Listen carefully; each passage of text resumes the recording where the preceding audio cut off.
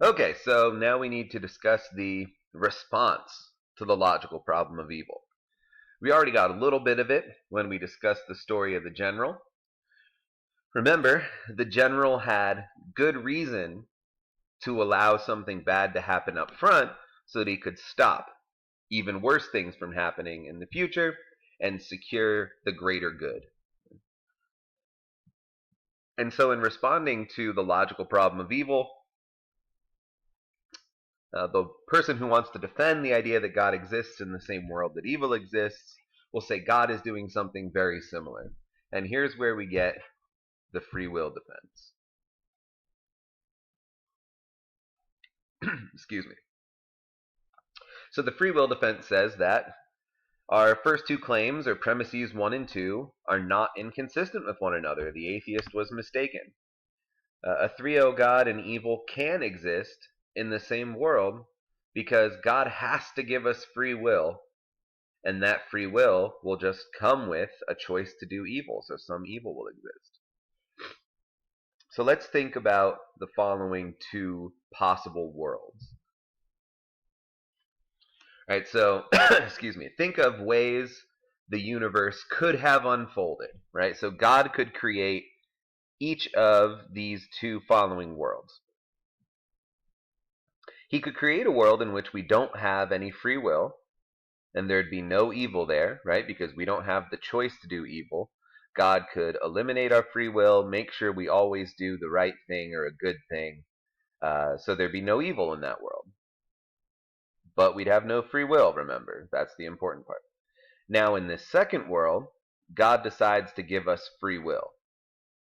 But because we now have the choice to do good or bad, some people will inevitably choose to do bad things, so there will be some evil in the world. Now, the million-dollar question here is, which of these two worlds do you think is more valuable? So take a minute to yourself, pause the video here, and think, which of these two worlds has more value? The one where there's no evil but no free will, or the one where there's some evil but we have the choice, we have free will?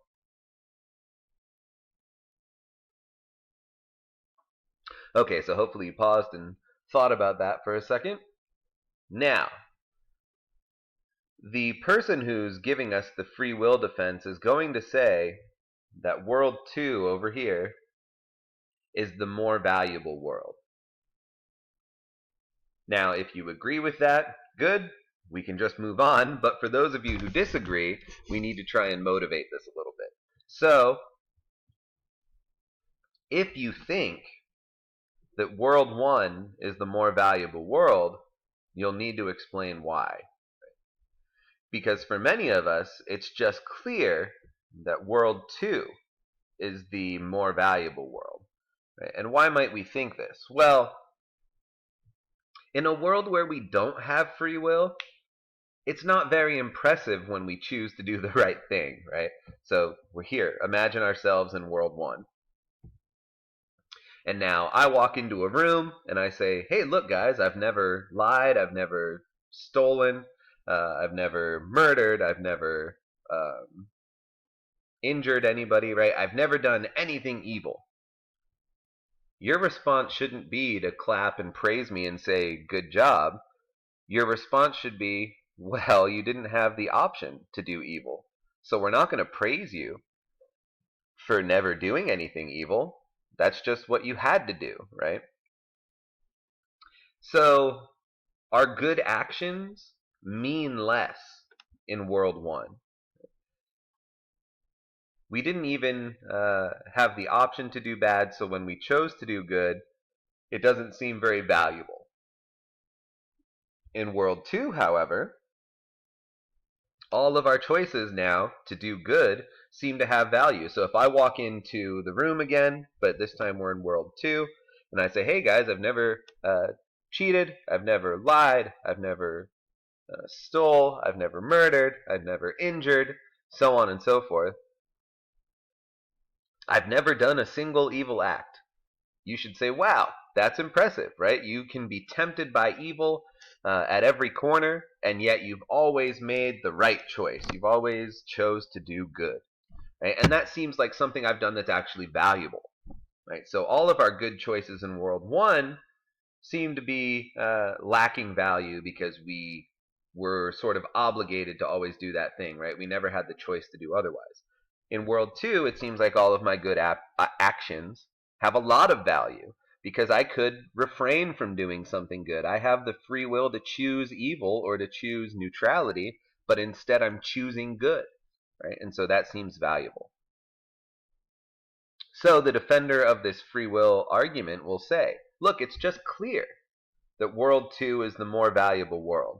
So why is it important that World 2 is more valuable? Well, because it's often thought that the following is true.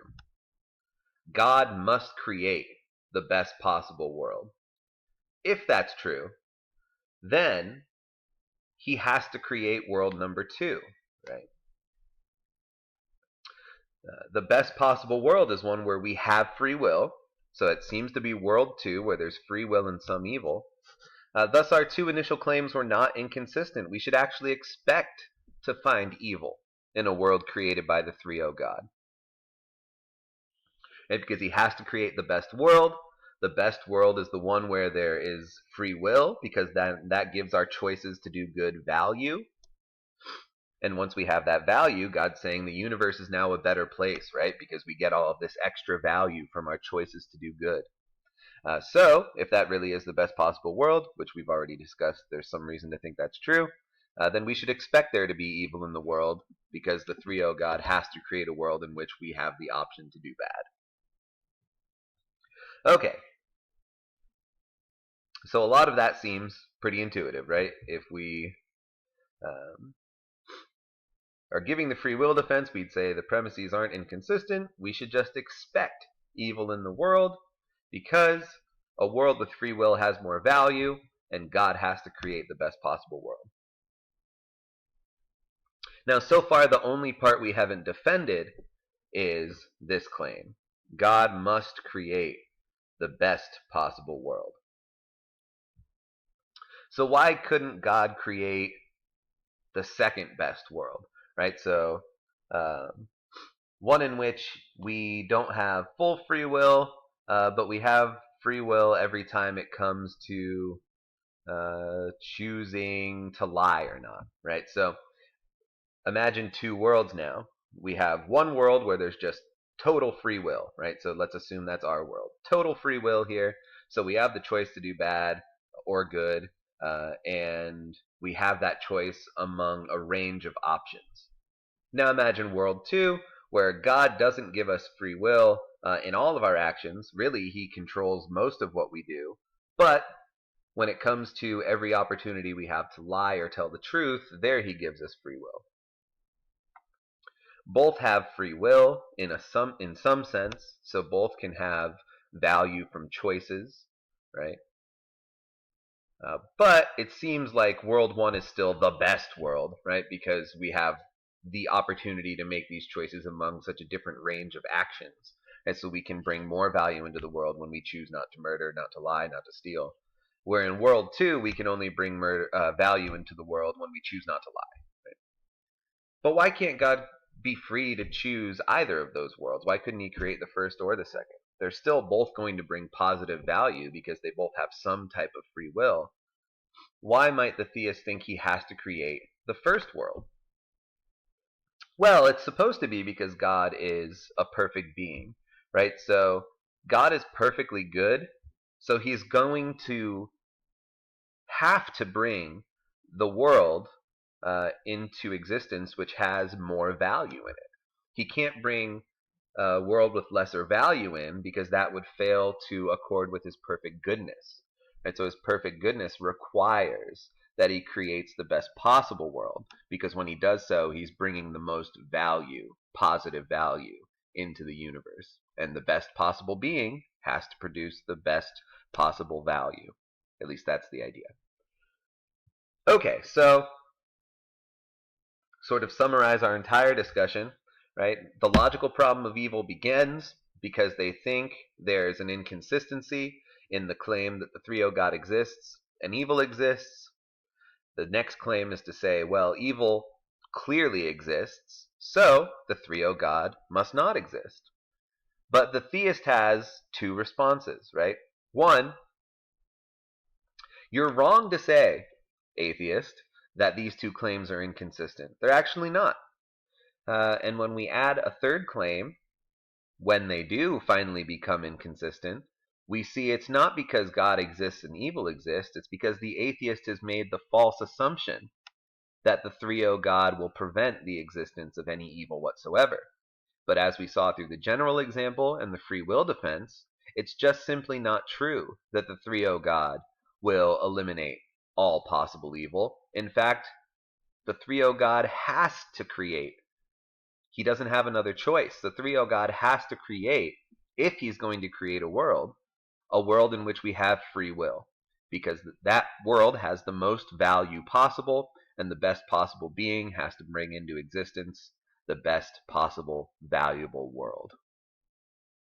Okay, so what happens here? Where does the dialogue go at this point? Well, the logical problem of evil is unlikely to find success. So how else could they go forward? Well, we could go back and say, as an atheist, say, look, we don't really need this claim, this particular claim 3. Instead, we can just replace that with some other claim and show that those are inconsistent, and then the theist will have to reject that claim somehow. And so that's how the dialogue can move forward at this point. They just start taking turns replacing claim 3 here and seeing if it can be refuted by the believer in God. But for our purposes, don't worry about all of those additional claims, right? Just worry about this particular one here, and then the free will defense that comes with it. And that's it for the logical problem of evil. In the next video, we'll move on to the evidential problem.